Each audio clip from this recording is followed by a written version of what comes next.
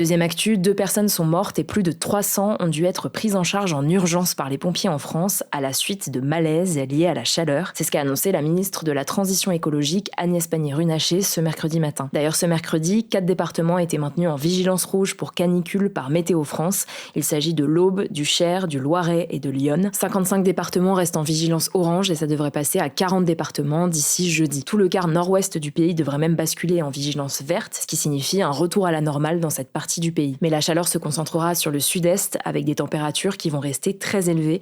Météo France prévoit notamment jusqu'à 37-39 degrés à Montpellier pour ce jeudi. En tout cas, selon Météo France, la journée la plus chaude est derrière nous et c'était ce mardi. Il s'agit de l'une des 10 journées les plus chaudes jamais enregistrées en France, dont la grande majorité date d'août 2003 et de juin-juillet 2019. Ce type de record devrait continuer à être battu dans les années à venir à cause du changement climatique. Troisième actu, ça concerne l'affaire Betaram dont on a déjà beaucoup parlé sur cette chaîne. La commission d'enquête parlementaire sur les violences en milieu scolaire, qui découlait de cette affaire, a rendu les conclusions de son rapport ce mercredi et celui-ci met en cause le Premier ministre François Bayrou. En fait, après plusieurs mois d'enquête, le député LFI Paul Vannier et la députée Renaissance Violette Spilbou pointent dans leur rapport un défaut d'action de François Bayrou à l'époque des faits.